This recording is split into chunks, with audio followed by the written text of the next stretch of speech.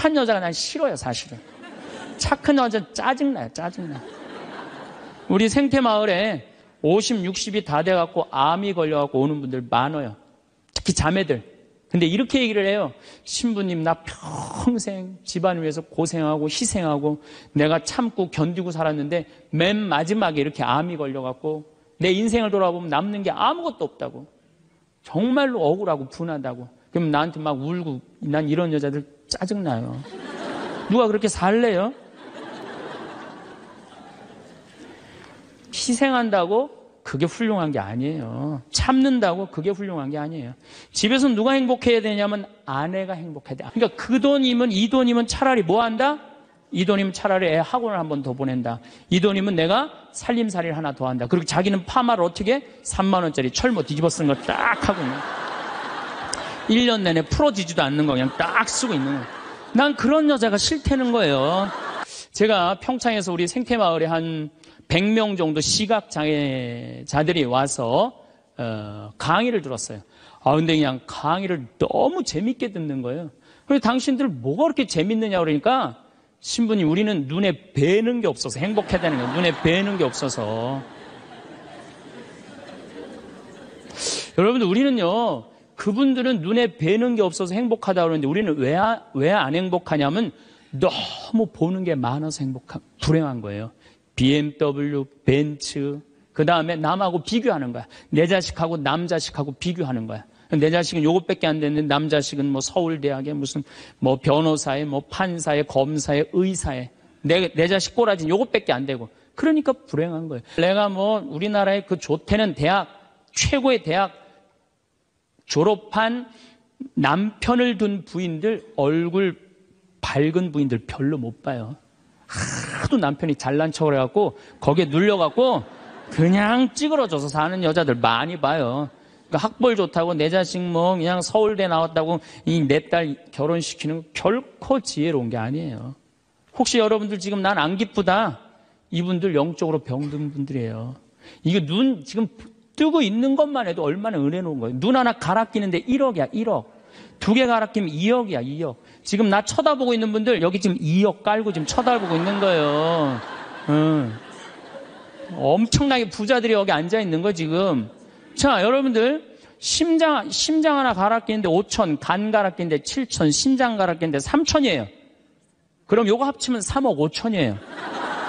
그런데 오늘 아침에 이 중국의 사형수들 장기 매매를 한다고 그러죠? 참, 나 깜짝 놀랐어요. 이 간 하나 매매하는데 1억 5천이래. 심장 7천만 원. 다 더블이야 보니까. 이 공식적으로 인터넷에 나온 자료보다 훨씬 더 비싸요. 그러니까 여러분들 그걸로 따진다면 여러분들 기본적으로 지금 한 6억 지금 갖고 있는 거예요. 팔 하나 갈아 끼는데 400, 양팔 800, 양다리 1600 이거 합치면은 아니 이렇게 양다리 양팔 다 갖고 있으면서 내가 기쁘지 않다. 지금 기쁘지 않는 분은 욕심이 꽉 차서 기쁘지 않는 거예요. 돈 욕심, 자식 욕심, 명예 욕심. 이 욕심을 아직 못 채웠다고 지금 기쁘지 않고 맨날 짜증 부리고 신경질 부리는 거예요. 오늘 영상은 끝까지 보셨으면 좋겠습니다. 절대 후회가 없으실 겁니다. 황창현 신부님의 행복 특강 지금 바로 시작하겠습니다. 영상이 마음에 드신다면 구독, 좋아요, 알림 설정 부탁드립니다. 요양원에서 숨죽여오는 74세 할머니의 사연도 함께 들으시면 좋겠습니다. 우리가 이 세상을 살면서 악마의 유혹에만 안 빠지면 세상 참 행복하게 살 수 있어요. 악마는 주로 우리 예수님한테 광야에서 했던 유혹처럼 돈에 대한 유혹, 빵에 대한 유혹, 절을 하면 권세와 영광을 준다는 이 권세와 영광에 대한 유혹, 그 다음에 하느님이 계실까 안 계실까 예루살렘 성전에서 뛰어내려 보라는 신앙의 유혹을 우린 늘 받고 살아요. 일생을 살면서. 아마 여기 계신 분들 중 그 유혹에 안 빠질 수 있는 분은 단 한 분도 없어요. 늘 빠져요. 근데 그 유혹을 극복할 수 있는 방법이 데살로니가 전서 5장 16절에 나와 있어요. 항상 기뻐하여라. 끊임없이 기도하여라. 어떤 처지에서든 감사하여라. 여러분들 어때요? 세상 사는 거 기쁘세요? 안 기쁘세요? 기뻐요? 근데 항상 기뻐요? 그게 문제예요. 성서에는 뭐라고 나왔어요? 항상 기쁘라고 그랬어요. 우리가 80평생을 산다고 보면은, 일을 하는데 26년을 쓴대요. 일을 하는데. 잠을 자는데 한 23년을 쓴대요. 그걸 밥 먹는데 6년을 쓴대요. 그 다음에 사람 기다리는데 6년을 쓴대요. 그리고 텔레비전 보는데 10년을 쓴대요. 근데 너무 기뻐갖고 막 웃으면서 그 기쁨을 만끽하는 거는 22시간 3분밖에 안 된대요. 80평생에. 항상 기쁜 게 아니야, 항상 기쁜 게. 근데 성서에는 항상 기쁘라고 그랬는데 우리는 22시간 3분밖에 안 기쁘단 말이에요. 여러분들, 월세 살고 전세 살 때 꿈이 뭐예요? 나는 17평 아파트라도 내 이사 안 다니고 내 집 하나 가졌으면 원도 한도 없겠다. 그래갖고 정말로 열심히 돈을 모아갖고 17평짜리 아파트를 샀어. 방 2개짜리인데 너무 좋은 거야. 이제 이사 안 다녀도 되니까. 그래갖고 쓸고 닦고 그냥 그 방 2개 그냥 빛이 번쩍번쩍 나요. 그렇게 행복하게 사는데 갑자기 친구가 차미슬 아파트 32평짜리 아파트 이사간 친구가 나 이 32평 아파트 샀다고 집들이 한다고 오라고 그래갖고 그 집에 딱 갔는데 이런 우리 집 17평이 그 집 베란다에 들어가게 생긴 거야. 그때부터 기뻐요, 안 기뻐요? 안 기뻐요. 이때부터 목표가 바뀌어요. 17평에서 뭘로 바뀌어요? 32평으로 바뀌어. 그래갖고 그냥 허리띠를 졸라매. 제일 만만한 게 뭐야? 교무금이야. 7만 원 내던 거 그냥 3만 원으로 딱 줄이고 열심히 그냥 한 10년을 모았어. 10년을 모았는데 모아갖고 경남 아파트 32평 샀어. 32평 사갖고 그냥 너무 행복한 거야. 근데 이 32평에는 안방에 샤워실도 있고 화장실도 있는 거예요. 온 세상을 다 얻은 것 같아. 그냥 너무 행복한데 아니 친구가 천당역 분당에 50평짜리 아파트 샀다고 초대를 하네. 거기 가보니까 우리 집 32평이 어디에 들어가게 생긴 거예요? 그 집 거실에 들어가게 생긴 거야. 우리가 이 세상을 살면서요 욕심을 부리다 보면은요 항상 기쁘지 않아요. 세상적인 욕심은요 채워도 끝이 없어요. 그래서 바다는 채워도 사람 욕심은 못 채운다는 거예요. 여기 계신 분들 혹시 난 지금 너무 괴로워, 내가 사는 게 힘들어, 뭐 때문에 힘드느냐면 지금 현실이 힘든 게 아니에요. 여러분들 욕심이 너무 많아서 힘든 거예요. 이유는 다른 거 하나 없어요. 그런데 우리가 목표가 하늘나라인 사람, 나는 이 세상적인 게 날 좀 실망시킨다 하더라도, 이 세상적인 출세를 좀 못했다 하더라도 나의 최종 목표는 하늘나라다. 정말로 아름다운 꽃이 있고 아름다운 사람들이 있고 성모님이 있고 하느님이 있고 예수님이 있고 오늘 채칠야 성녀 같은 그런 정말 아름다운 분들이 있는 그곳에 내가 간다라는 희망을 가진 사람은요 이 세상적인 게 날 좀 실망시킨다 하더라도 항상 기쁘게 살 수 있어요. 그런데 이 세상에 욕심만 부리다가 하느님 믿지도 않고 하늘나라에 대한 희망을 두지 않는 사람은 마지막에 빈털터리로 갈 수 있다는 얘기입니다. 제가 평창에서 우리 생태마을에 한 100명 정도 시각장애자들이 와서 강의를 들었어요. 근데 그냥 강의를 너무 재밌게 듣는 거예요. 그래서 당신들 뭐가 그렇게 재밌느냐 그러니까 신부님 우리는 눈에 뵈는 게 없어서 행복하다는 거예요. 눈에 뵈는 게 없어서. 여러분들 우리는요 그분들은 눈에 뵈는 게 없어서 행복하다고 그러는데 우리는 왜 안 행복하냐면 너무 보는 게 많아서 불행한 거예요.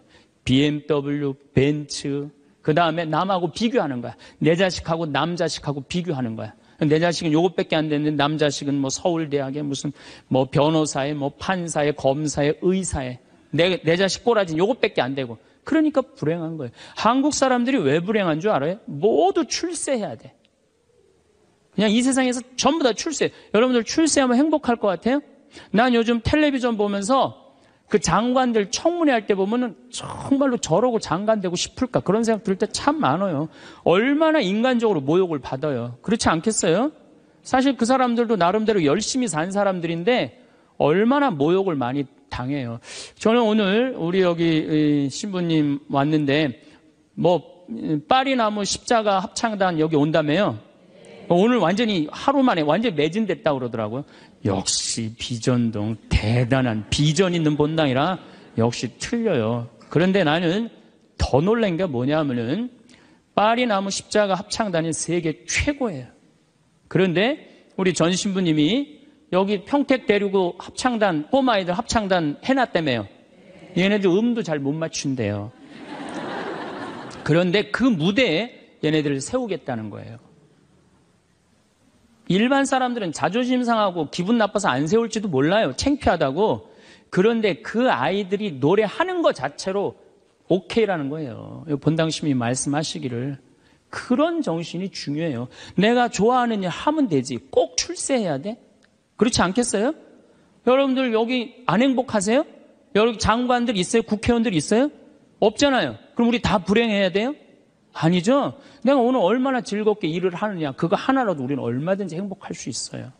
학벌, 서울대학, 카이스트. 이번에 3월 달에 카이스트 아이들 4명 자살한 거 여러분들 아시죠? 얼마나 똑똑한 아이들이에요. 여러분들 공부 잘하면 좋을 것 같아요? 공부 잘하는 애들끼리 또 스트레스가 많아요. 서울대학도 다 1등 하는 거 아니에요. 거기 한 과에 40명이면 거기서 또 꼴등이 또 있어요. 거기서 또 꼴등이 있어요. 걔네들은 또 자괴감을 느낀다는 얘기예요. 그래서 학벌, 내가 우리나라의 그 좋대는 대학, 최고의 대학 졸업한 남편을 둔 부인들, 얼굴 밝은 부인들 별로 못 봐요. 하도 남편이 잘난 척을 해갖고 거기에 눌려갖고 그냥 찌그러져서 사는 여자들 많이 봐요. 그러니까 학벌 좋다고 내 자식 그냥 서울대 나왔다고 내 딸 결혼시키는 거 결코 지혜로운 게 아니에요. 그래서 우리는 너무 출세, 학벌, 돈, 이 돈도 제가 보기에는 돈이 우리가 행복을 결정해 주는 것 같지는 않아요. 저는 요즘 이 입시철만 되면은 교수들이 돈 받고 그냥 부정 입학시키고 감옥에 들어가고 그 박사까지 돼서 교수까지 돼서 그 돈 몇 푼 받아먹고 감옥에 가요. 그 요즘 부산 저축은행 줄줄이 다 들어가는 거 보세요. 돈이 많으면요 더 많은 유혹에 빠지는 거예요. 제일 행복한 사람이 어떤 사람인지 아세요? 1 더하기 1은 2라고 내가 벌은 만큼만 쓰는 사람이 제일 행복해요. 근데 또 어떤 사람이 불행한 줄 아세요? 자기가 번 걸 쓰지도 못하고 죽는 사람들 많아요. 보면 9개 번 사람은요 10개 채우려고 1개 더 모으려고요 9개 손도 못 대고 죽는 사람들 많아요. 99개 가진 사람은 100개 채우려고 99개 쓰지도 못하고 죽는 사람들 많아요. 돈은요 제가 지난번에도 강의를 했듯이 내가 쓴 것만 내 돈이에요. 내가 쓴 것만. 살아오면서 여러분 이제까지 살아오면서 여행 다니고 맛있는 거 먹으러 다니고 성당 봉헌하고 여기 이 땅 사는데 위대한 일 하신 분들 땅값 내고 이것만 내 돈이에요. 내가 여기 비전동에서 제일 열받을 때가 언제였느냐면은 IMF 때 여기 내가 있을 때 터졌거든요. 근데 우리 교우들 20억 30억 날라간 교우들 많아요. 여기 안에. 근데 술이 취해갖고 나한테 와갖고 뭐라는 줄 알아요? 신부님 이렇게 망할 줄 알았으면은 하루아침에 날릴 줄 알았으면 성당에 봉헌이라도 많이 할 걸. 내가 이 성당에서 내가 그 경험을 했다니까. 제일 열받는 거야. 다 잃어버리고 후회하지 말고 언제 해요? 있을 때 하세요. 있을 때. 그러니까 여기 지금 땅 산 거 열심히 봉헌하세요. 돈이 나를 행복하게 하는 건 아니에요. 또 우리나라 사람들은 외모를 너무 따져. 외모를. 이 4가지가 우리나라 사람들이 기쁘지 않는 이유 중에 하나래요. 그래갖고 그냥 텔레비전 보면 그냥 저는 요즘 나이를 먹어서 그런 게 아니라 연예인을 구분을 못 하겠어요. 다 그놈이 그놈 같고 그 여자가 그 여자 같아요. 다 똑같이 생겼어. 어떻게. 그런데 얼굴 잘생긴 남자들 여러분들 같이 살아보는 여기 자매님들 어때요? 속 끓어요 안 끓어요? 끓어요. 얼굴 남자 얼굴은요 그저 둥글둥글하니 투실투실하니 그냥 후덕한 그런 얼굴이 제일 좋은 거예요. 잘생겨봤자요 바람이나 피고 골치 아파요. 또 여자 얼굴 이쁘면은 그거 피곤해요. 이 남자 저 남자 찝쩍찝쩍 거려서. 얼굴은 그저 나같이 씹다 뱉은 수제비 같이 생긴 게 제일 좋은 거야. 제일 좋은 거예요. 우리가 이 출세, 학벌, 돈, 외모만 매달리지 않고 나 생긴 대로만 사는 사람은요, 너무 즐겁게 살아요. 우리나라 직업 행복 지수 1등이 사진작가예요. 사진작가. 사진 찍는 사람들이 제일 행복하대요. 자연 다니면서 마음껏 세상을 다 담을 수 있잖아요. 얼마나 좋아요. 그러니까 여러분들 내가 원하는 일을 지금부터 찾아서 하라는 거예요. 여러분들 쉽게 안 죽어요. 여러분들 앞으로 지금 50대신 분들 손 들어보세요. 50대신 분들 손 들어보세요. 나 50 넘었다. 여러분들 앞으로 60년 남아있어요. 60년 동안 밥 먹고 자고 이 일만 할 수 없어요. 내가 원하는 일을 하다 죽어야 돼. 원하는 일을 하다 죽어야 돼. 지금부터 그 일을 찾아 나서야지 여러분들 행복해요. 그 시각장애우들이 아시면 우리 눈에 뵈는 게 없어서 행복하다 그러더니 그분들이 우리 생태마을 앞마당에 보면 강이 내려다 보여요. 강이 내려다 보이는데 내 형제가 이 시각장애자인데 눈에 열이 너무 많았고 눈을 차라리 빼버리는 장애우들이 많아요. 그래서 아예 빼는 교우들도 있어요. 근데 눈을 정말로 다 뺀 형제 넷이서 그 강을 이렇게 내려다 보면서 내려다 보는 건지 안 내려다 보는 건지 잘 몰라도 얘기를 하는 걸 내가 들었어. 야, 베드로야, 내가 우리나라 참 많이 다녀봤는데 이렇게 경치 좋은 데는 처음이라는 거예요. 그래서 내가 물어봤어요. 아니, 뭐가 그렇게 경치가 좋은지 당신이 어떻게 아느냐고. 신부님, 강물 소리 들리지 않느냐 이거야. 그 다음에 새소리 들리지 않느냐 이거야. 그 다음에 느티나무가 있는데 바람에 느티나무 흔들리는 소리 들리지 않느냐. 그 다음에 5월 달에 꽃이 만발했는데 이 꽃 향기 미친다는 거, 맑은 공기에. 아니, 눈이 없는 우리, 보이지도 않는 우리 시각 장애우들도 이렇게 경치 좋은데 처음이라는데 우리는 그냥 두 눈을 다 뜨고 이 아름다운 별도 보고 하늘도 보고 단풍도 보고 이 평택 들판도 보는데 내가 안 기쁘다. 이 사람들 어때요? 영적으로 단단히 병든 것 같지 않아요? 혹시 여러분들 지금 난 안 기쁘다. 이분들 영적으로 병든 분들이에요. 이거 눈 지금 뜨고 있는 것만 해도 얼마나 은혜로운 거예요. 눈 하나 갈아 끼는데 1억이야, 1억. 두 개 갈아 끼면 2억이야, 2억. 지금 나 쳐다보고 있는 분들 여기 지금 2억 깔고 지금 쳐다보고 있는 거예요. 엄청나게 부자들이 여기 앉아 있는 거 지금. 자, 여러분들 심장 하나 갈아 끼는데 5천, 간 갈아 끼는데 7천, 신장 갈아 끼는데 3천이에요. 그럼 요거 합치면 3억 5천이에요. 그런데 오늘 아침에 이 중국의 사형수들 장기 매매를 한다고 그러죠? 참, 나 깜짝 놀랐어요. 이 간 하나 매매하는데 1억 5천이래. 신장 7천만 원. 다 따블이야 보니까. 이 공식적으로 인터넷에 나온 자료보다 훨씬 더 비싸요. 그러니까 여러분들 그걸로 따진다면 여러분들 기본적으로 지금 한 6억 지금 갖고 있는 거예요. 팔 하나 갈아 끼는데 400, 양팔 800, 양다리 1600 이거 합치면은 아니 이렇게 양다리 양팔 다 갖고 있으면서 내가 기쁘지 않다. 지금 기쁘지 않는 분은 욕심이 꽉 차서 기쁘지 않는 거예요. 돈 욕심, 자식 욕심, 명예 욕심. 이 욕심을 아직 못 채웠다고 지금 기쁘지 않고 맨날 짜증 부리고 신경질 부리는 거예요. 지금 이렇게 건강한 몸으로 지금 집에서 여기 성당까지 걸어오셨다. 여러분들은 무조건 행복해야 되고 기뻐야 돼요. 여기 여기 자해원에 한번 가보세요. 여기 뇌수정에 걸린 아이들 뇌가 얼마나 큰지 몸보다 머리가 더 커요. 얘네들은 평생 일어나질 못해요. 그러니까 점점 머리가 커지다가 20살도 못 넘기고 죽어요. 평생 한번 일어나 보지도 못하는 거예요. 근데 여러분들은 지금 걸어서 두 다리를 여기까지 와서 앉아있다. 무조건 삶의 충만함, 살아있는 거에 대한 희열을 느끼셔야 돼. 난 정말로 건강하게 살아서 내가 움직이고 있구나. 근데 난 지금 얼굴에 그냥 기쁨이 하나도 없어. 이분은 뭔가 영적으로 병이 든 분이에요. 치료가 필요해, 영적으로. 그럼 어떤 사람이 기쁘냐 하면은 긍정적인 사람이 기뻐요. 부정적인 사람은 기쁘지 않아요. 세상을 삐딱하게 보는 분들은 안 기뻐요. 보면은 장사 안 돼도 대통령 탓, 고수도 안 돼도 대통령 탓, 내가 이렇게 지질이 못 사는 것도 부모 탓, 다 남 탓하는 사람은요, 기쁠 수가 없어요. 남 욕하는 사람은 행복하지가 않다는 거예요. 그래서 항상 긍정적으로 바라야 돼. 경제학자 파레토라는 사람이 있는데 이 사람이 개미들 있죠, 개미들. 개미들이 참 부지런한 곤충이잖아요. 그래갖고 개미를 관찰을 해봤어요. 그랬더니 개미들이 100마리가 왔다 갔다 하는데 놀랍게도 먹을 걸 물고 왔다 갔다 하는 거는 20마리밖에 안 된대요. 나머지 80마리는 그냥 왔다 갔다 하는데 그냥 아무것도 안 하고 그래갖고 너무 신기해갖고 요 20마리를 또 모아갖고 또 100마리를 만들어 놓으니까 처음에는 다 물고 왔다 갔다 하더니 조금 지나더니 20마리만 먹을 걸 물고 왔다 갔다 하고 나머지 80마리는 그냥 왔다 갔다 하는데 어느 공동체나 열심히 일하는 사람은 20%예요. 나머지 80%는 그냥 왔다 갔다 하는 거예요.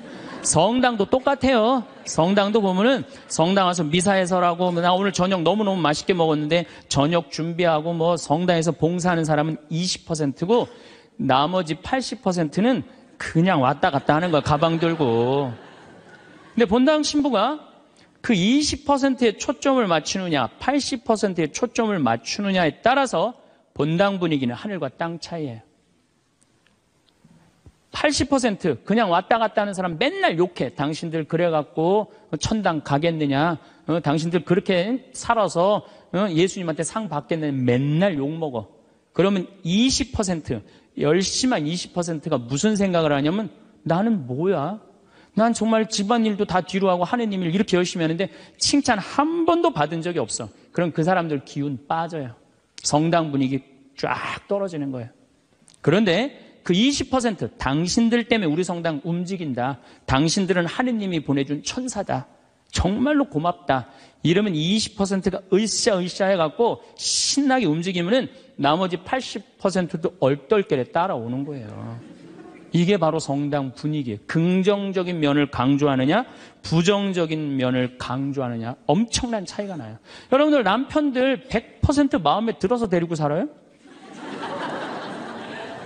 한 20%만 마음에 들어도 데리고 사는 거예요. 술은 안 먹지 않느냐, 때리지는 않지 않느냐, 월급은 제때제때 갖다 주지 않느냐. 만약에 마음에 안 드는 80%만 맨날 말하면요, 그 부분은 못 살아요. 긍정적인 걸 보는 거 중요한 거예요. 내가 여기 비전동에 5년 있다가 경기도 광주 능평성당이라는 데를 갔어요. 저 개인적으로는 이 비전동이 사실은 우리 수원교구에서도 최고의 본당이라고 자부를 해요. 교우들도 정말로 착하고 말 잘 듣고. 근데 딱 갔더니 여기는 우리 박건순 신부님이 딱 저조소 했는데 거기 가보니까 아무것도 없어. 그냥 성당은 천막에다가 옆은 콘테이너에다가 바닥은 맨 흙이야. 거기 그냥 바닥에 흙에서 막 원추리 붓꽃이 막 피는 거야. 제대 꽃꽂이가 필요 없어. 알아서 펴주니까.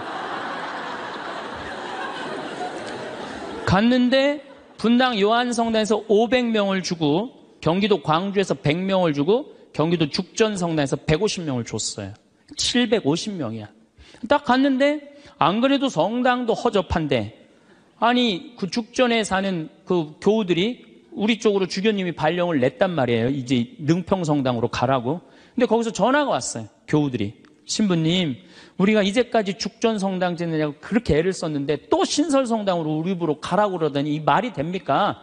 자기네들끼리 회의를 했는데 안 오기로 결정을 했대요.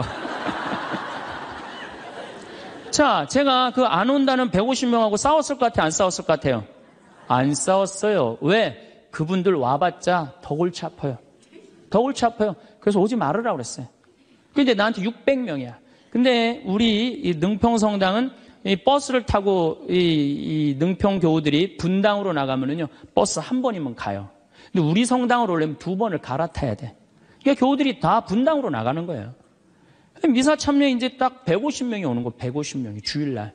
내가 여기 떠날 때 주일날 여기 1700명이 왔거든요. 내가 막 떠날 때 여기가 주일날. 1700명 맨날 하다가 150명 오니까 이건 사람도 아닌 거예요. 숫자가. 너무 좋더라고요. 그래갖고 미사 딱 11시 미사 한 대. 한 대니까 미사 끝나면 맨날 돼지를 한 마리씩 잡는 거예요. 맨날 돼지를 먹는 거야. 맨날. 내가 내면 총회장이 내고 총회장이 내면 부회장이 내고 돌아가면서. 그때는 돼지가 한 마리에 15만 원밖에 안 했거든요. 그래도 내가 가정방문 다니면 막 개 키우는 집에 있으면 뭐 이런 걸 키우냐고 먹자고 그냥. 잘 아실 거예요. 내가 얼마나 좋아하는지. 그래갖고 그냥 맨날 성당 마당에서 불을 지펴놓고 맨날 먹는 거야. 그런데 놀랍게도 우리 성당 마당이 분당으로 나가면요, 마당이 보여요. 그 분당 미사 참여 나가는 교우들이 맨날 성당 마당에서 그냥 불이 지글지글 일어난단 말이야. 저게 뭔가 하고 교우들이 자꾸 하나 둘씩 오기 시작하는 거야. 점점 교우들이 느는 거예요. 근데 이 1년이 지났는데 죽전에서 안 오겠다는 교우들이 전화가 왔어요. 자기네들이 회의를 했는데 오기로 결정을 했대요.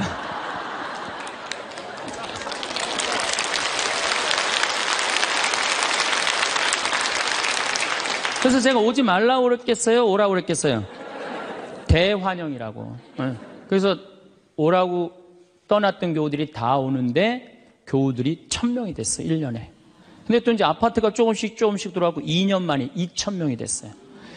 그냥 너무 즐겁더라고요. 또 거기는 교우들이 그 시골 교우들이라 산에 가고 개구리 잡아오고 뭐 하여튼 난 환경운동하는 신부인데 너구리 잡아오고 별걸 다 잡아와. 이거 뭐 신부님 이거 개고기라고 그러고 거짓말하고 막 먹이고 너무 행복했어요. 그 예수 부활 대축일 끝나고 사순절 끝나고 예수 부활 대축일 미사 끝나고 난 다음에 숫자가 조금이니까 엠마오를 가도 회장단하고 안 가고 본당 교우들 다 가자. 우리 그땐 또 IMF 망해갖고 노는 사람이 너무 많았어요. 다 가자니까 너무너무 좋아하는 거야. 내가 애들한테 물어봤어요. 초등학교, 중고등학교 애들한테 야, 니네들 지금 학교 가는 게 중요하냐? 예수님 부활해갖고 지금 우리 엠마오 가는데 엠마오 가는 게 중요하냐? 그랬더니 애들이 엠마오 가는 게 중요하다는 거예요. 야외 학습 신청해. 그래갖고 엠마오 100명씩 데리고 평창에 놀러 가고. 너무너무 즐거운 거예요. 점점 즐거운 거. 교우들이 3년째 됐는데 성당을 자꾸 짓재는 거예요. 이제 교우가 2000명으로 늘어나니까. 나는 안 짓는다. 얼마나 아름다우냐. 그냥 땅바닥에서 그냥 원추리 붓고 피고 그러는데. 아니, 짓재는 거예요.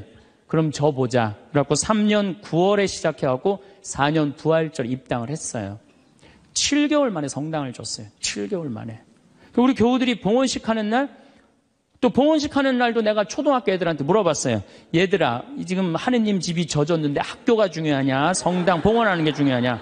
성당 봉헌하는 게 중요하대요. 그래서 니네들 오후 2시에 봉헌시니까 오전에 학교 갔다가 조퇴 다 하고 와라. 애들이 조퇴하고 100명이 왔어, 100명이. 수요일 날 봉헌식을 했는데. 그냥 교우들이 그래, 우리가 언제 이렇게 성당을 줘서 봉헌을 했느냐고. 나는 사목 목표가 고객 만족이 아니라 고객 기절이에요.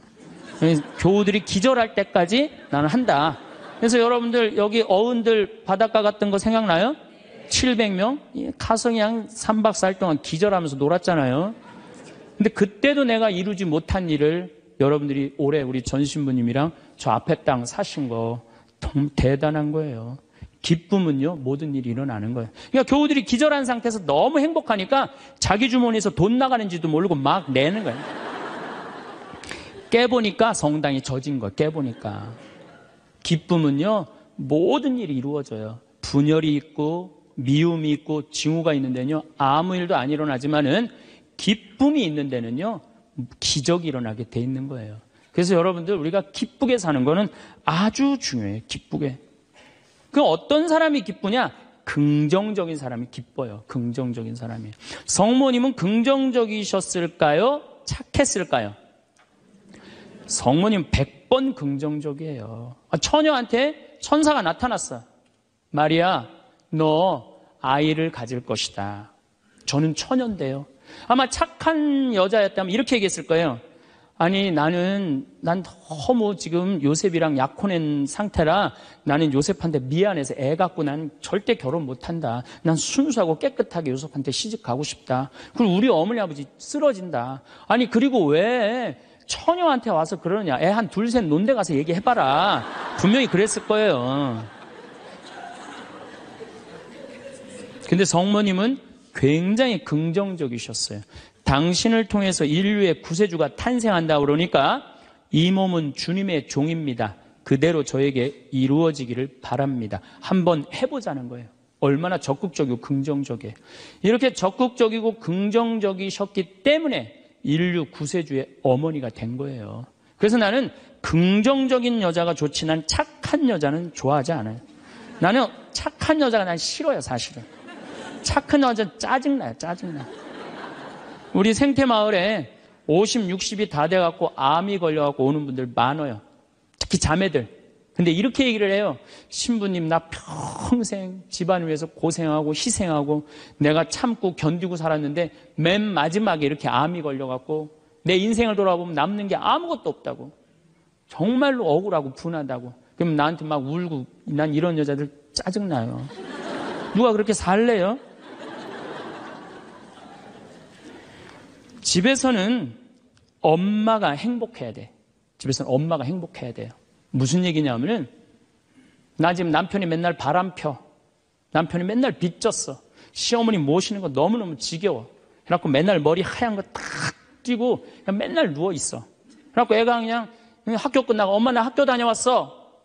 그냥 저 집 식구만 보면 신경질이 나는데 애까지 학교 다녀왔고 그래서 나보고 어쩌라고. 이러는 엄마는요, 애들이요 집을 겉돌기 시작해요.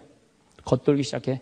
엄마가 행복하지 않는 집 애들은요 집 밖을 나가 떠돌아다니게 돼 있는 거예요. 맨날 지겨워 죽겠다. 입만 열면은 죽었으면 좋겠다.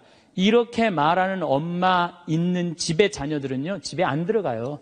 집에 들어가면 맨날 엄마가 입에서 나오는 소리가 죽었으면 좋겠다, 지겨워 죽겠다, 내 팔자야 이러면은요 애들은 겉돌기 시작하는 거예요. 그러면 겉돌아갖고 나가갖고 떠돌아다녀서 3년을 떠돌아다니면요 진짜 골치 아픈 애가 돼서 돌아와요.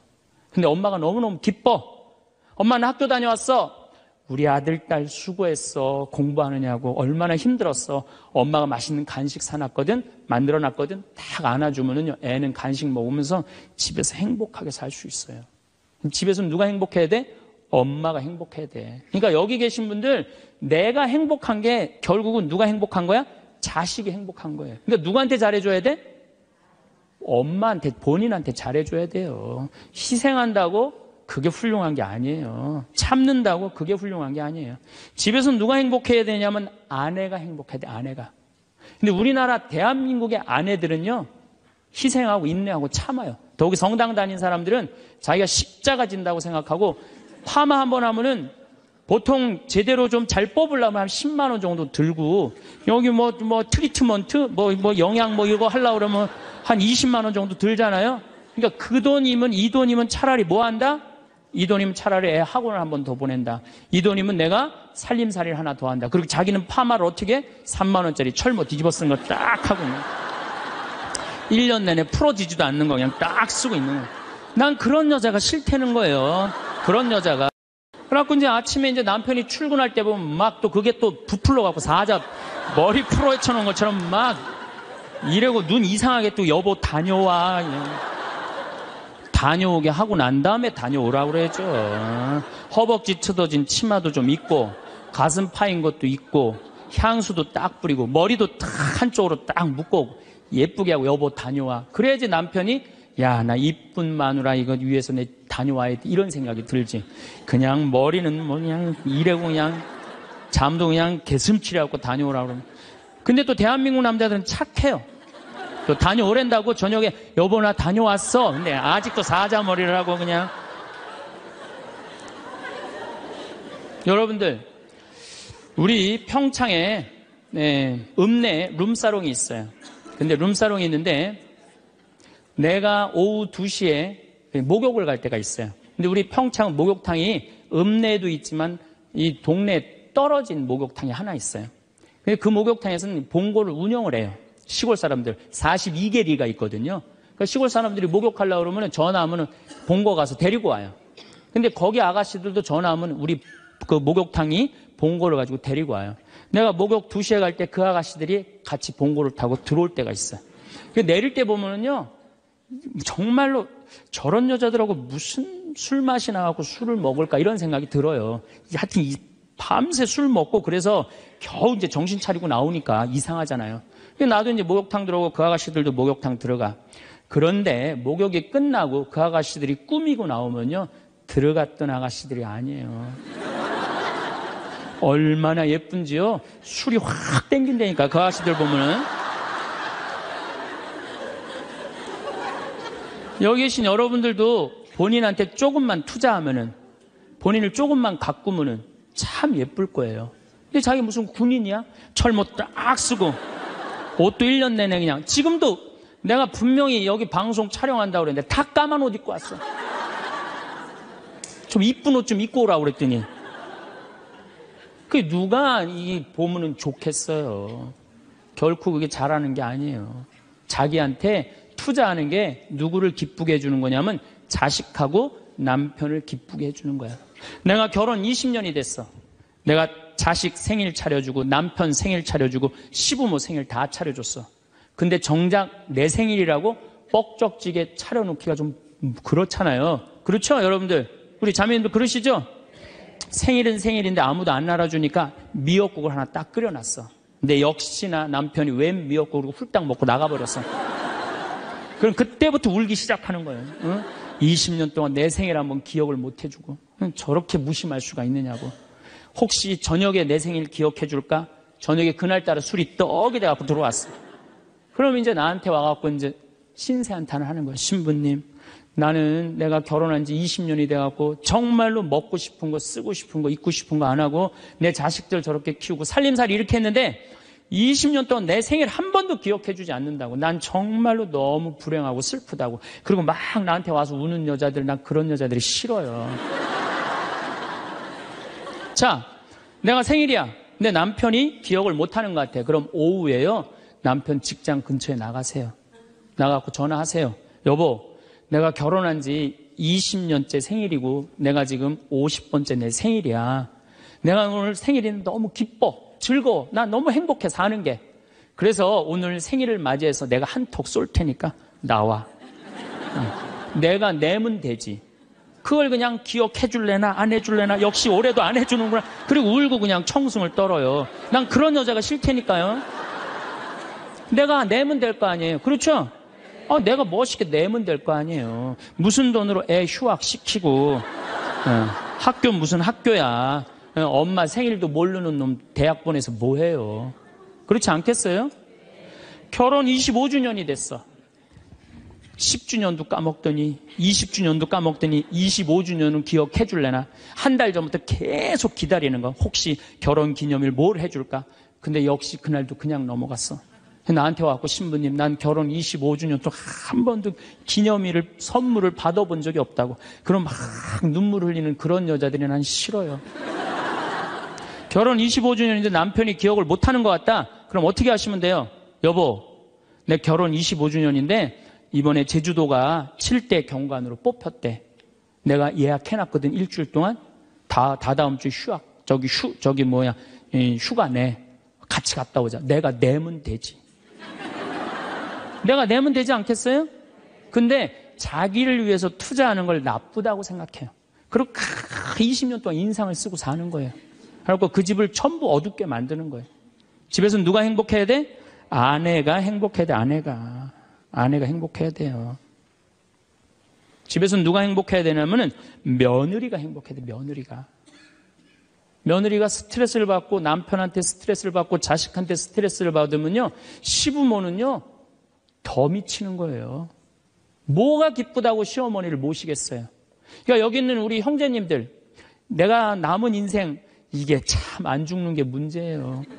옛날에는요, 평균 연령 46세 때는요, 조금 못 살아도, 남편이 속색여도, 시부모가 힘들게 해도 다 참고 살았어요.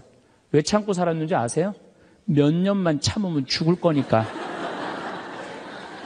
몇 년만 참으면 죽을 거니까 다 참고 살았어요. 요즘은 참고 살아도 50부터 110살까지 60년을 어떻게 참고 살아요. 뭔가 긍정적인 문제를 해결을 하고 행복하게 살아가야죠. 그러니까 집에서는 누가 행복해야 되냐면 며느리가 행복해야 돼. 그러니까 여기 있는 형제님들은 누구 행복만 책임지면 행복하냐면 마누라, 아내, 집사람만 행복하게 해주면요, 여러분들 일생은, 남은 생은 전부 편안해요. 남은 생은. 그래서 집에서는 이제는 21세기는 누가 행복해야 되냐면 여자가 행복해야 돼. 여자가 행복해야지 모두가 행복한 시대가 오는 시대가 됐다는 얘기예요. 성모님도 뭐라고 그랬어요? 내 영혼이 주님을 찬송하며 나를 구하신 하느님 생각에 내 마음 기뻐 뛰노나이다. 성모님이요, 그렇게 불행하게 산 게 아니에요. 굉장히 행복하게 사셨어요. 내 마음 기뻐 뛰논다. 그리고 인류의 구세주를 계속 키우셨는데 얼마나 행복하겠어요. 물론 마지막 날 아들 돌아가신 거 너무너무 마음 아팠지만은 금방 살아났잖아, 3일 만에. 그렇지 않아요? 근데 우린 뭐 통보의 어머니, 뭐 고통의 바다 이러는데 내가 보기에는 성모님은요, 굉장히 행복한 분이에요. 내 마음 기뻐 뛰논다고 그랬잖아요. 또 성모님이 엘리사벳을 찾아갔을 때 엘리사벳이 뭐라 그래요? 주님의 어머니가 나를 찾아주시다니 이게 어찌된 일입니까? 내 태중에 있는 이 아기도 기뻐서 뛰놀았다고 그래. 세례자 요한도 성모님의 어머니가 오니까 이게 얼마나 생동감 있는 찬양이에요. 성서에는 슬픈 것만 있는 게 아니라는 거예요. 기쁨이 너무 많다는 거예요. 결정적으로 우리가 예수님을 십자가상의 예수님만 생각하는데 그렇지 않다는 거예요. 요한복음 13장에 보면 예수님이 제자들의 발을 씻어줘요. 발을 씻어주고 난 다음에 마지막 유언을 해요. 뭐라고 유언을 하냐면은 나는 포도나무요 너희는 가지로다. 너희들이 정말로 내 옆에 붙어 있으면은 많은 열매를 맺을 것이다. 내 곁에 떠나지 말아라. 나하고 하나가 됐으면 좋겠다. 그리고 제자들을 향해서 뭐라 그래요? 아버지, 이 사람들이 하나 되게 해주십시오. 아버지와 내가 하나이듯이 이 사람들도 하나 되게 해주십시오. 그리고 나는 간다. 내가 가야만이 누가 오신다? 성령께서 오신다. 너 성령께서 오시면 너희들은 물어볼 게 아무것도 없다. 그리고 맨 마지막에 이런 말씀을 하세요. 내가 이 말을 너에게 하는 이유는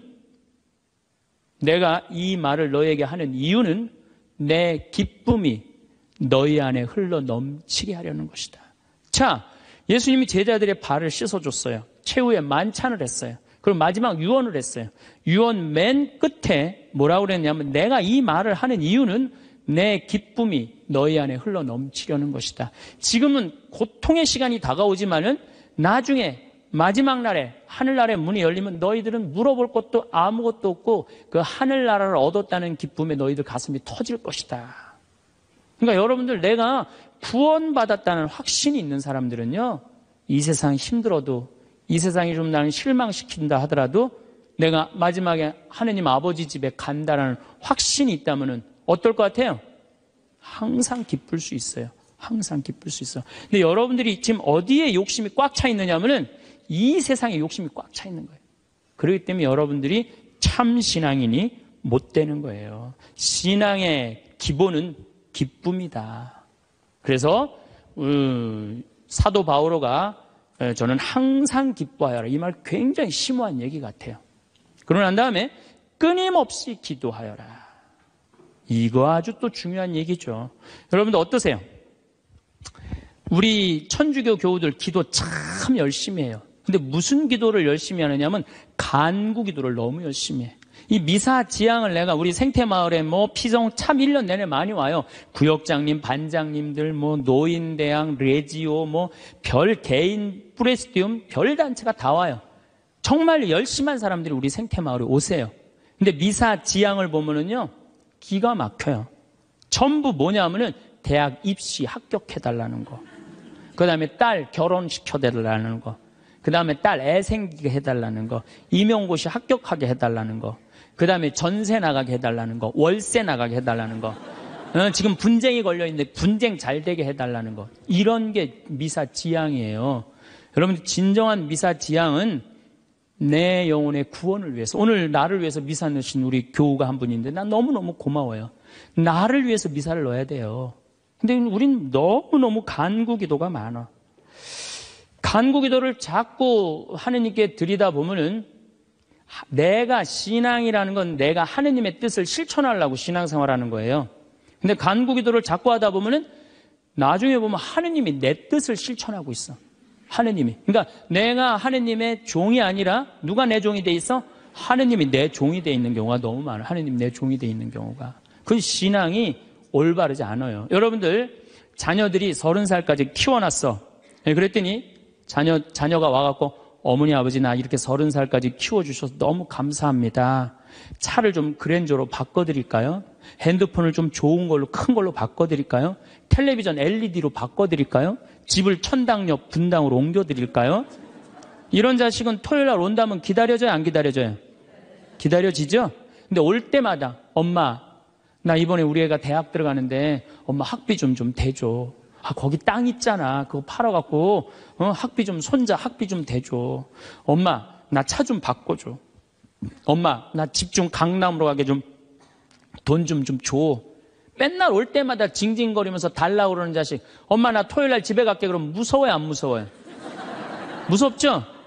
하느님도 똑같아요. 이렇게 하면 눈 2개, 콧구멍 2개 그냥 다 주셨는데 여러분들이 묵주기도 9일기도 책 딱 펼치고 묵주 딱 붙잡으면요. 하느님이 깜짝 놀라는 거야. 이번 때 뭘 달라고 저게 또 9일기도 시작하나. 그렇게 많이 줬는데 헌금이나 많이 하면서 달라면 내가 이해를 해. 여러분들 1,000원짜리하고 10,000원짜리가 길 가다가 만났대요. 1,000원짜리가 10,000원짜리한테 물어봤대요. 너 요즘 어떻게 지내느냐? 그랬더니 10,000원짜리가 나 요즘 너무 바쁘다고 한국 시리즈 야구 구경도 가야 되고 연극도 보러 가야 되고 갈비도 먹으러 다녀야 되고 여행도 다녀야 되고 교회도 다녀야 되고 너무 바쁘다고. 이 파리 나무 십자가 공연도 보러 가야 되고 너무 바쁘다고. 그러니까 10,000원짜리가 또 예의상 1,000원짜리한테 물어봤어요. 그러는 너는 어떻게 지내느냐? 그랬더니 1,000원짜리 하는 말이 나는 사는 게 하나도 재미가 없어. 그날이 그날 같고 매일 똑같아. 뭐가 그렇게 그날이 그날 같은데? 그랬더니 1,000원짜리가 하는 말이 나는 하는 일이라고는 성당 다니고 또 성당 다니고 성당만 다녀 그러더래요. 아니 하느님한테 헌금이나 많이 하면서 시키면 내가 이해를 해. 딸랑 1,000원 주면서 뭐 이렇게 부탁하는 게 많아요. 미사 예물도 그래. 내가 보면은 이렇게 10,000원짜리 미사 예물 넣고 막 10명씩 쓰는 사람들 많아요. 그 한 사람당 1,000원이야, 한 1,000원. 내 얘기가 아니야. 내 동창 신부 얘기예요. 내 동창 신부님 얘기예요. 송영호 뻘건이 신부님 얘기예요. 나 좋은 거 배웠어요. 그 신부님한테. 아니, 하느님한테 미사 예물을 내면서 1,000원을 내면서 10,000원을 내면서 10명을 쓰면 어떻게 해. 그러니까 하느님이 1,000원 받고 너무 바빠요. 자꾸 간구 기도를 하다 보면 하느님을 시험하게 돼요. 자꾸 간구 기도를 하다 보면. 하느님은요, 감사 기도, 찬양 기도를 드릴 때요, 여러분들, 하느님께 뜨거운 마음이 생기는 거예요. 내 청춘 다 바쳐 자식 농사 지었는데 자식들은 명절에도 얼굴 한 번 안 내밀더이다. 허망하고 외롭기 짝이 없는데 내 신세 무엇으로 달래줄까? 이런 생각이 들 때가 없으신가요? 부모는 자식을 위해서라면 물불 가리지 않습니다. 자식들을 장성시킨 것도 모자라서 결혼 비용에 사업 자금에 손주까지 돌봅니다. 하지만 자식 잘 키워 호강을 바란 적도 없건만 이 거친 세상 손발 닳도록 살아내며 키웠건만 자식들은 명절에 얼굴 한 번 보기 힘듭니다. 그렇게 자식의 평생을 헌신한 대가는 초라하고 외롭기 그지없는 나의 노년입니다. 여기 치매로 요양원에 입소한 한 할머니도 마찬가지였습니다. 이 할머니는 날이 갈수록 치매와 망상 증상이 심해졌고 결국에는 자녀와 손주들도 까맣게 잊고 말았습니다. 심지어 밥을 떠서 입에 넣는 것조차도 잊어버렸습니다. 요양원 직원들이 식사 수발을 해드려야만 간신히 입안의 음식물을 우물거릴 수 있었습니다. 그러던 어느 날 할머니가 약간 정신이 돌아와서 요양보호사를 보며 말했습니다. 아이고 고맙다 딸아. 내가 나를 이렇게 편하게 지내도록 똥 오줌도 받아주고 씻겨주고 먹여주니 너는 참 예쁜 딸이구나. 그리고는 요양보호사의 손에 선물이라며 사탕을 쥐어주셨습니다. 하지만 한 달 뒤 할머니 임종이 다가왔습니다. 병원에서는 가족들에게 할머니의 임종을 전화로 알렸지만 다들 바쁘다고 핑계대며 아무도 달려오지 않았습니다. 결국 요양원 원장과 요양보호사가 할머니 마지막 가시는 길을 눈물로 배웅했습니다. 이젠 좋은 곳에 가셔서 편히 지내세요. 어르신 수고 많으셨어요. 할머니는 눈물로 환송하는 요양원 원장의 손을 꼭 잡은 채 무언가 말하고 싶은 것을 다 말하지 못하고 그렇게 쓸쓸히 운명하셨습니다. 한편 자식들은 할머니가 임종한 후 한나절이 지나서야 나타났습니다. 어머니의 마지막 모습도 보지 않은 채 사설 구급차에 어머니를 실어 곧장 화장터로 떠나버렸습니다. 요양원에 남겨진 할머니의 옷 몇 벌은 모두 쓰레기 봉지에 담아서 버려달라고 부탁하고 떠났습니다. 요양원 원장은 그렇게 할머니의 유품을 정리하다가 작은 수첩을 발견했습니다.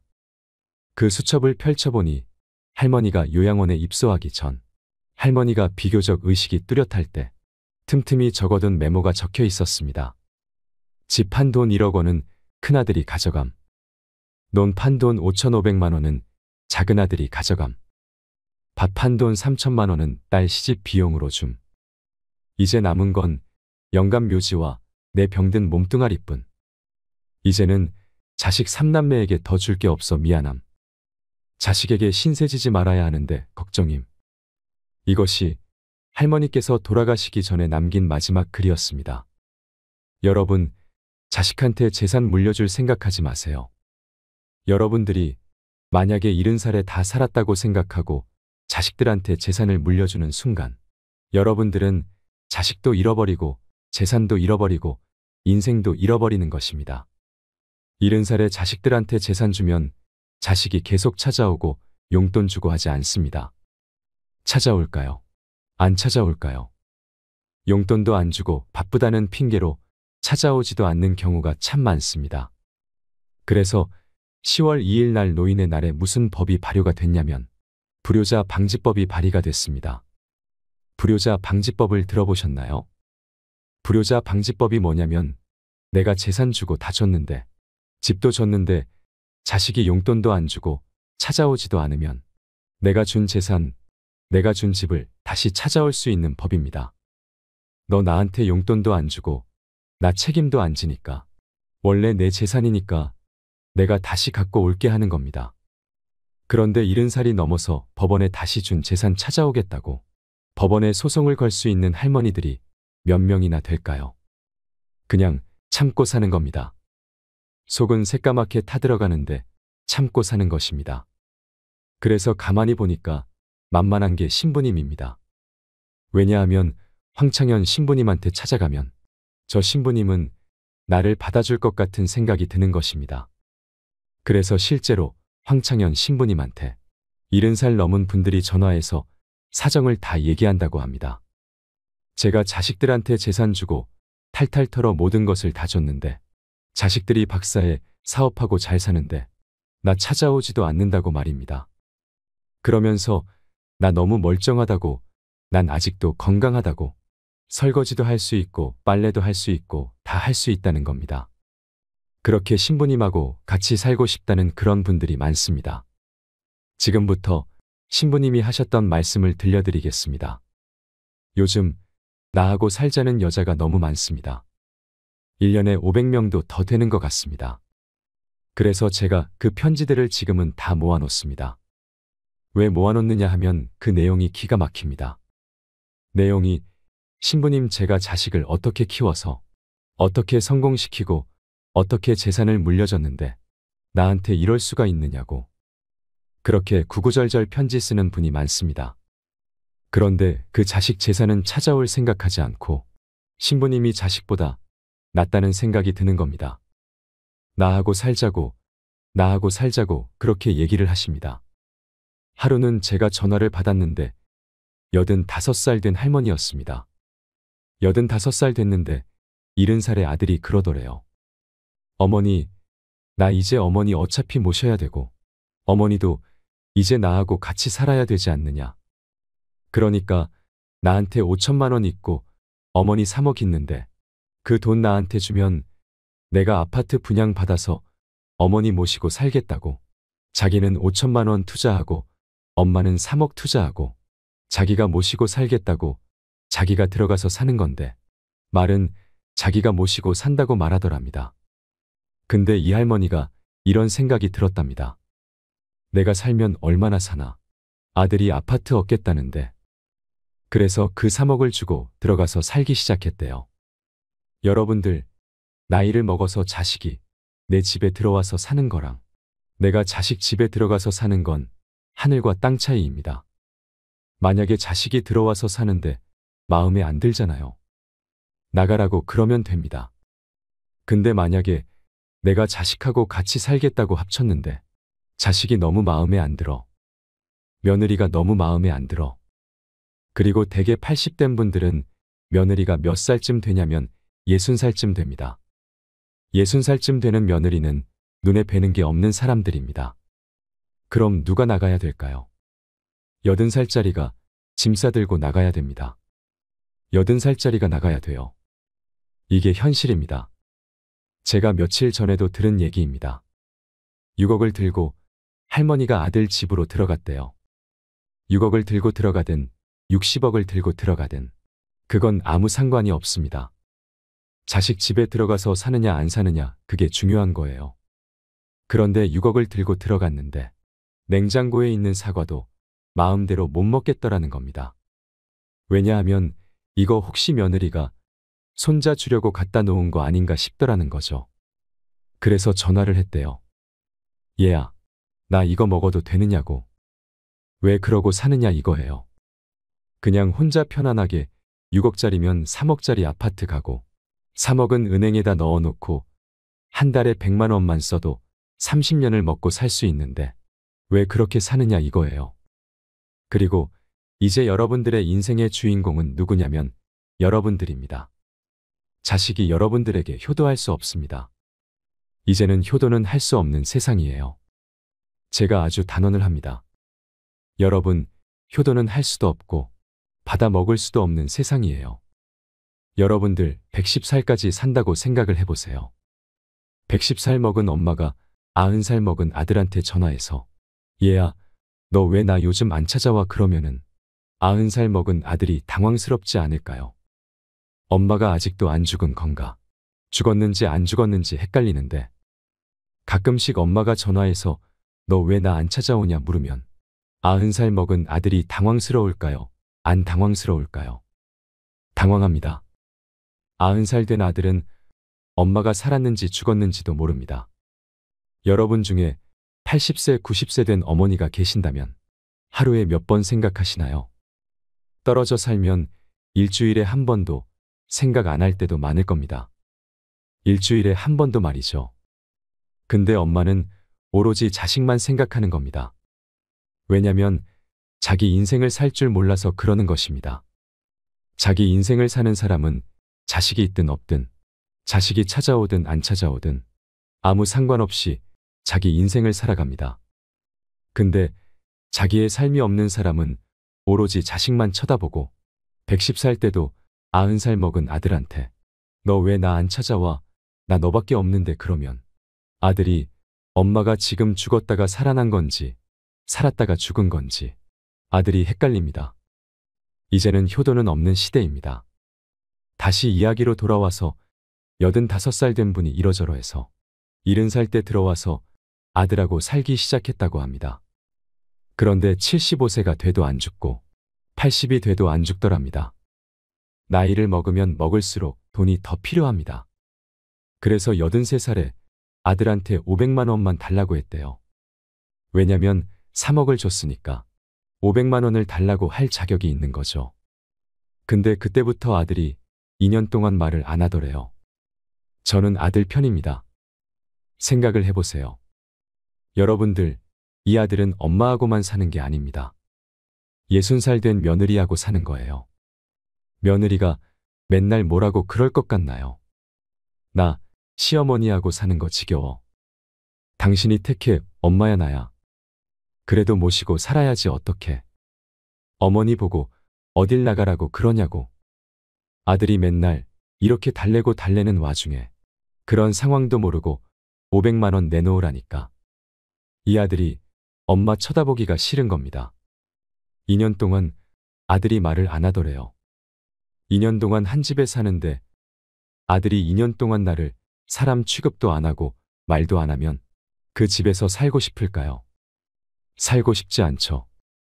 그러니까 나이를 먹으면 또 어떤 문제가 있냐면 안 보이죠? 안 들리죠? 기억은 까무락까무락 그러죠. 여기 아프죠? 저기 아프죠? 그러면 그 입에서 나 행복하다, 나 기쁘다 이런 말이 안 나옵니다. 아이고 지겨워, 아이고 사는 거 힘들어 죽겠어. 차라리 죽는 게 나아 맨날 이 말만 합니다. 좋은 소리도 여러 번 들으면 짜증나는데 지겹다, 죽겠다, 섭섭하다는 소리 10년 이상 들으면요. 정말로 아들이 죽고 싶을 만큼 힘들 겁니다. 그러니 2년 동안 말을 안 하는 걸 거예요. 이 할머니도 그 집에서 사는 게 너무 자존심이 상하는 겁니다. 그러니까 나한테 전화해서 신부님 생태마을에 있는 방 하나를 달래는 겁니다. 와서 살겠다고 말이죠. 나 아직도 건강하다 이거예요. 85살이 그것도 알몸으로 와서 나하고 산다는 겁니다. 아니, 내가 24살이 와서 산다 그래도 살까 말까 고민을 지금 해야 될 판국인데 85세 할머니가 아들한테 3억 다 주고 나한테 와서 알몸으로 살겠다고 하더라고요. 할머니, 우리 생태마을은 피정집입니다. 할머니께 드릴 방이 없습니다. 라고 하니 내가 거기 방 많은 거 아는데 왜 그러시나요? 그 많은 방이 안 비느냐 하더군요. 무작정 내놓으라는 겁니다. 할머니 죄송하다고 우리는 피정집이라 드릴 방이 없어 죄송해요. 그러니까. 아니 방송 보면 우리 노인들 마음을 가장 잘 아는 분이 신부님인데 막상 통화해 보니까 보는 거하고 다르다 하면서 성을 내시더군요. 방송 보는 거하고 다르다고 말이죠. 그래서 이 할머니가 마지막 전화기를 내려놓으면서 뭐라고 그러냐면 전화 막상 해보니까 신부님이나 내 아들이나 다를 바 하나도 없다고 똑같다고 말하시면서 전화를 끊었습니다. 이 할머니는 정말로 어디다 마음 둘 데가 단 한 군데도 없습니다.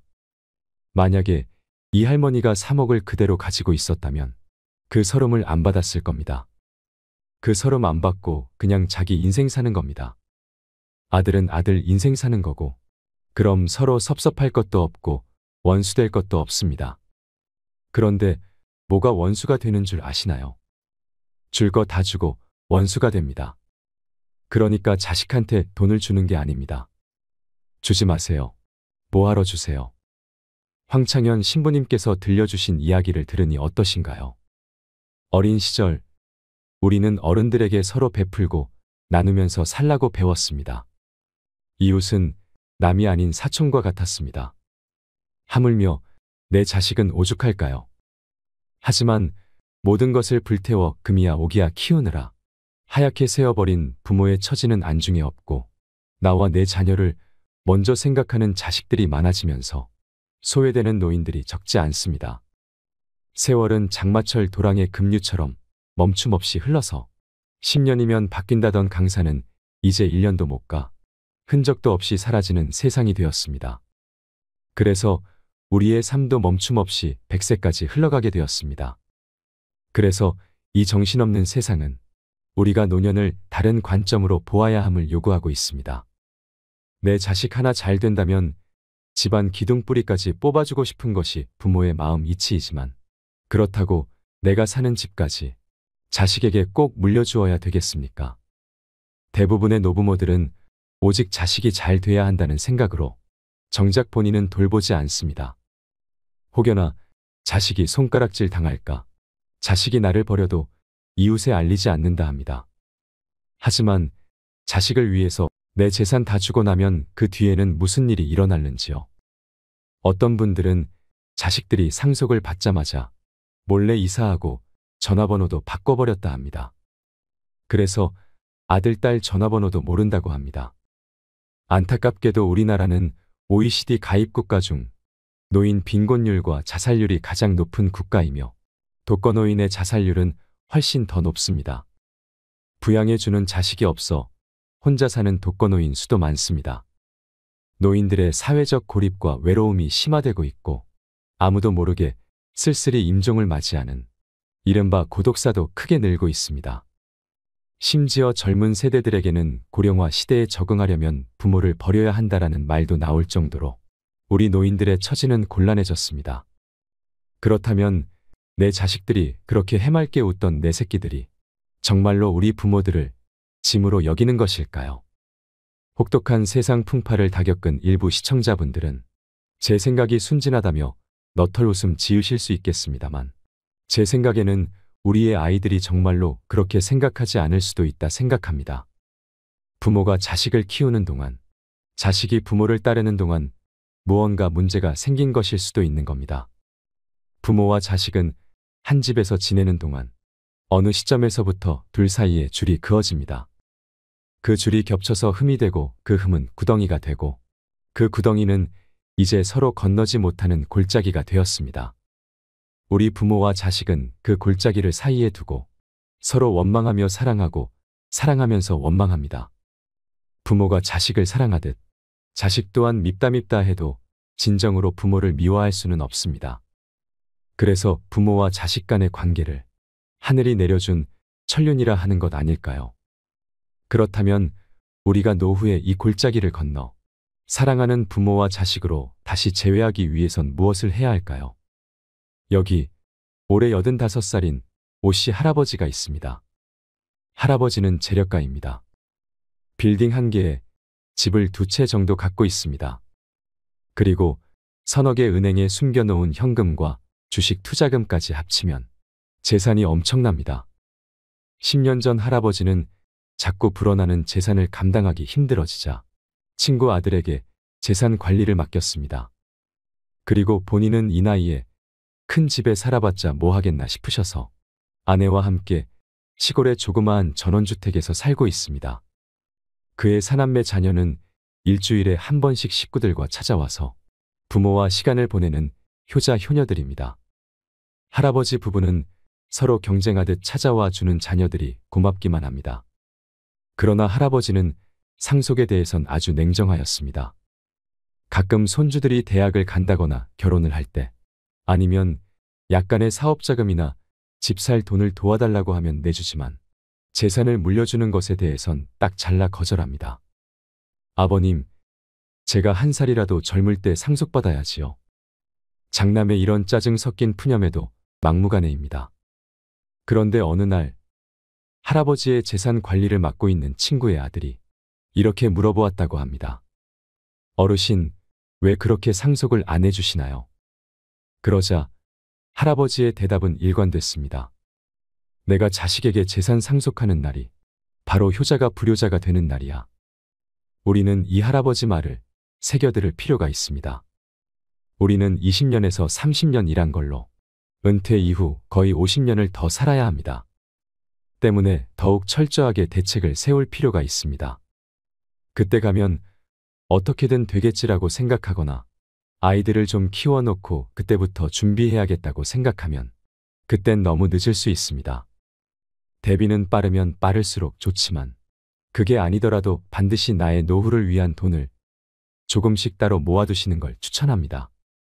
예전에는 대가족 제도여서 한 집에 증조할머니, 할아버지, 아버지, 아들이 살면서 가정 내 임종이 당연하였습니다.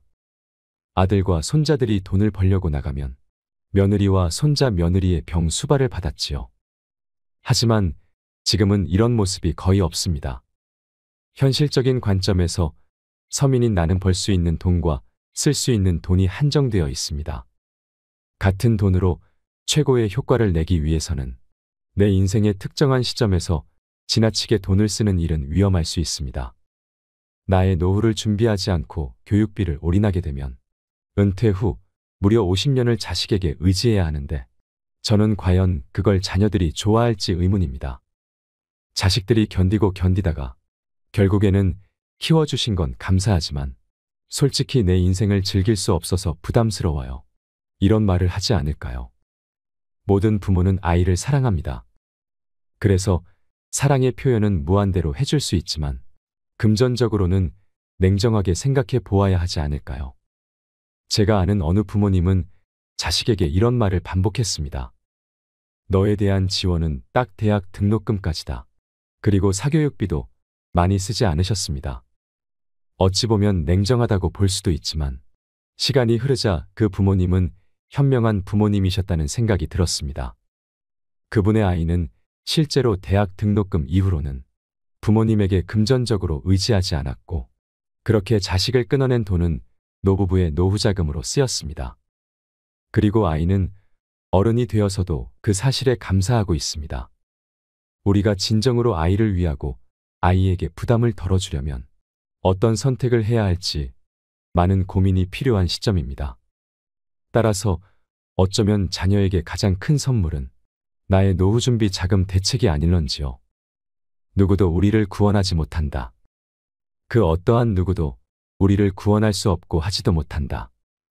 우리는 우리 스스로 그 길을 나아가야만 한다. 석가모니의 말씀입니다.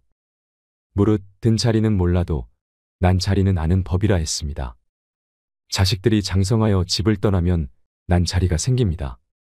아이들이 떠나고 조용해진 집안에서 배우자와 단둘이 밥상을 마주할 때 새삼스레 어색했던 적은 없으신가요?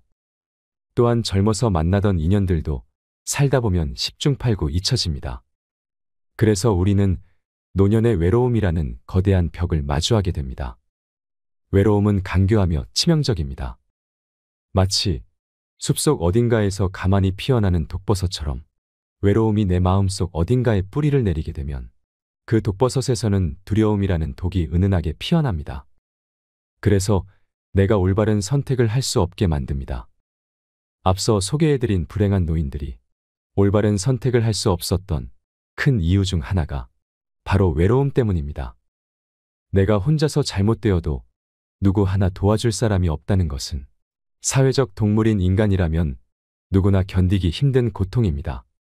그리하여 자식에게 기대려는 마음이 커집니다.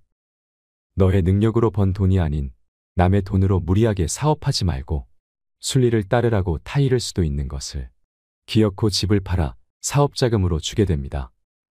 내가 너를 믿고 사랑했듯이 너도 그럴 것이라 믿고 내 돈 주고 용돈을 받으면서 손주까지 떠안습니다. 그런데 자식은 바쁘다며 얼굴 한번 보기가 힘이 듭니다. 나의 헌신이 헌신짝이 되어버렸습니다. 그래서 노인들은 항상 외롭습니다. 혼자 될까봐 두렵습니다. 세상에 믿을 사람은 가족밖에 없었는데 믿을 사람이 남보다 못한 사람이 되었습니다. 그래서 누구든 붙잡고 싶어집니다. 그러면 이번엔 남은 괜찮을까요? 가족보다 괜찮은 남은 있을까요?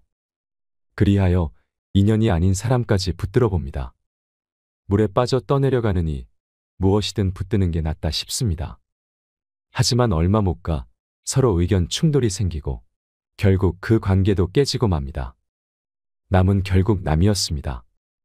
그리고 우리는 다시 외로운 노인이 됩니다. 외로움이라는 급류에 휩쓸려 정처 없이 떠내려갑니다. 어디 깊은 소용돌이에 휘말리게 되지는 않을까? 큰 바위에 부딪히는 건 아닐까? 두려움에 떨면서 말입니다. 그야말로 참말로 외롭습니다. 이 얼마나 슬픈 일인가요? 그래서 저는 우리에게 남겨진 소중한 인생을 외로움에 허무하게 휩쓸리지 않기 위해서 자식에게도 주변 사람에게도 말을 더 조심히 하고 아낄 것을 권해봅니다. 그러면 그것이 내 가족이건 이웃이건 생판남이건 확실한 내 사람이 생겨서 외롭지 않을 수 있습니다. 종종 자식들은 부모님의 말씀 때문에 스트레스 받는다 합니다. 밖에서 사람들에게 다 들리게 자식 험담을 하거나 가족끼리도 듣기 힘든 거친 말과 매번 불평 불만을 섞어 마음에도 없는 앓는 소리를 하시니 견디기가 힘들다고 합니다. 물론 자식들도 부모님의 말이 말뿐임을 알지만 부모님이 몸도 마음도 유약해진 통에 좀 더 관심을 가져달라는 푸념이라는 것은 알지만 그것이 매일 반복되니 힘들다고 합니다. 그래서 이러다가 부모님 주변에 아무도 남아있지 않을까 걱정을 하기도 합니다. 늙으면 죽어야지 하는 말도 그것이 설령 진심이라고 해도 자식이 그 말에 공감하기가 쉽지 않습니다. 한번 자식은 영원한 자식이라 했던가요? 아무리 사이 나쁜 부모 자식이라 해도 설령 언성을 높이고 서로를 원망한다 해도 원망하면서도 그 원망의 크기만큼 속으로는 서로 울고 있는 법입니다. 너무 화가 나서 미워서 상처를 주었는데 막상 상처를 주고 보니 피를 나눈 가족이 상처받고 아파하는 모습에 내가 상처받아 더 우는 것입니다.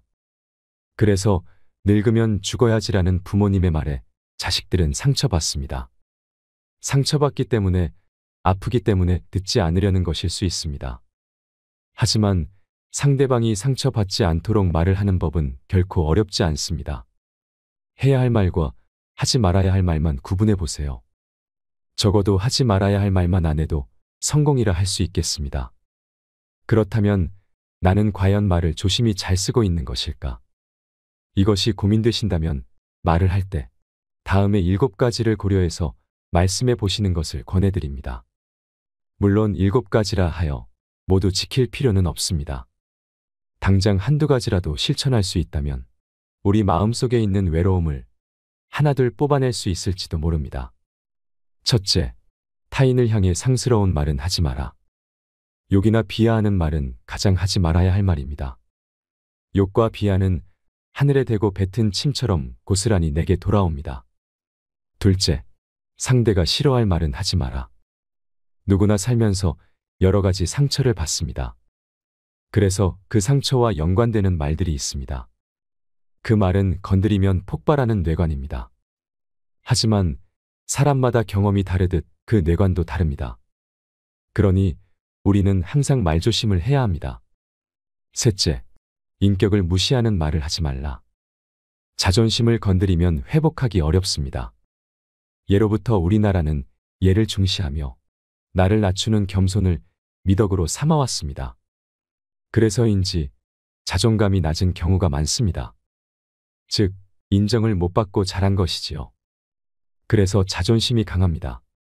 하지만 자존심이 강하다는 것은 곧 열등감이 강하다는 것입니다. 열등감은 마음의 상처를 먹고 무럭무럭 자랍니다. 그래서 살다가 어느 순간 열등감이 불쑥 올라오면 정말 아픕니다.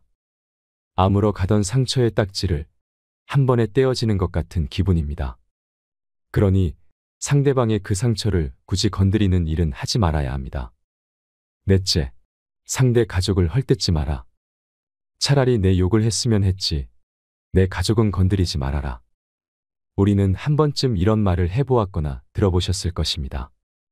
아무리 못나고 미운 나의 가족이라도 남이 욕하면 화가 나는 것이 도리입니다. 따라서 본질과는 아무 상관도 없이 상대의 가족은 어떤 상황에서도 건드리지 말아야 합니다. 다섯째, 유머 있는 대화의 기술이 필요하다. 무슨 이야기든 심각할 필요가 있을까요? 꼭 이 대화를 통해 무언가 바꿔야 한다. 꼭 득이 있는 대화여야 한다라는 마음을 내려놓으세요. 우리가 다른 사람에게 줄 수 있는 가장 소중한 선물은 우리의 존재입니다. 우리가 상대방을 존중하고 사랑하며 품을 때 비로소 우리의 관계는 꽃처럼 피어날 것입니다. 대화는 우리가 행복해지는 도구일 뿐입니다. 여섯째, 분명한 말은 오해를 남기지 않는다. 확실한 예스와 확실한 노는 연습해야 잘할 수 있습니다. 마음이란 표현을 해야 알 수 있습니다. 나는 내 마음을 알기 때문에 당연하다 생각할 수 있지만 상대방은 10길 물속은 알아도 한길 내 마음속은 알 수 없습니다. 만약 내가 할 수 없고 거절을 해야 하는 일이라면 당장 상대방이 실망할 수 있어도 단호하게 표현하세요. 그래야 나중에 서로 오해하는 일이 없어집니다. 일곱째, 비비꼬는 꽈배기 말은 절대 하지 말자. 마음이 꼬여 있을 때는 차라리 침묵하는 게 낫습니다. 그런 마음이 올라오는 상대가 있다면 무언가 그 상대가 마음의 평정을 깨는 요소가 있는 것입니다. 우리는 그것을 보고 상극이라 표현합니다. 나와 상극은 되도록 만나지 않거나 가족이라 어쩔 수 없다면 차라리 침묵을 지키세요. 이렇게 7가지 말 비법을 알아두고 입을 열 때마다 떠올려 보세요.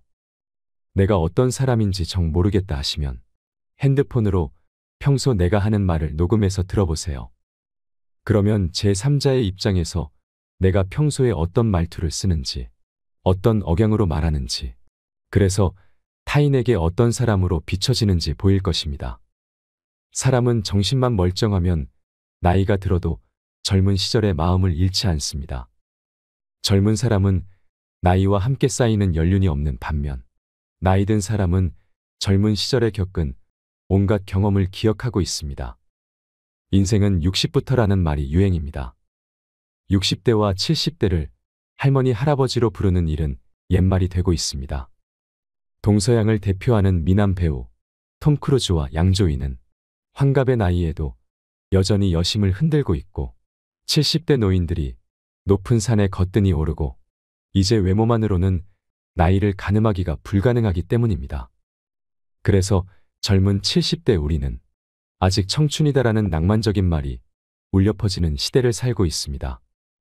만약 여러분이 치아가 없으면 한 살이라도 젊으실 때 망설이지 말고 임플란트 해놓고 맛난 것 많이 드시기 바랍니다. 그리고 무릎 관절이 닳아서 걸을 수 없다면 즉시 인공관절이라도 시술받아 걸을 수 있도록 치료받고 열심히 걸어 다니시기 바랍니다. 눈으로 볼 수 있을 때 실컷 구경하고 귀도 안 들리면 돈 아끼지 말고 최고급 보청기 구입해서 귀 속에 깊숙이 넣고 친구들과 많이 얘기 나누시는 건 어떨까요? 행복은 모두에게 유익할 때 찾아옵니다. 당신이 행복할 때 이 기쁨은 영원하지 않겠지만 반대로 고통을 겪을 때 그 고통 또한 지속되지 않습니다. 세상 모든 것은 영원하지 않으며 과거는 이미 지나갔고 미래는 아직 오지 않았습니다. 우리가 살 수 있는 시간은 단 한순간뿐입니다. 그것은 바로 현재입니다. 그래서 현재에 충실히 살지 않으면 죽기 전에 후회가 남게 됩니다. 베풀 수 있을 때 남에게 많이 쏘고 또 쏘고 즐길 수 있을 때 마음껏 즐기는 것이 노후를 맞이한 우리들의 마지막 삶을 즐길 수 있는 값진 투자가 아닐까요? 이것이 인생길 후반 우리들의 생생한 모습이 아닐까요? 인생이란 따지고 보면 지금처럼 평범하게 노후 인생을 즐기며 사는 게 최고 아닐까요?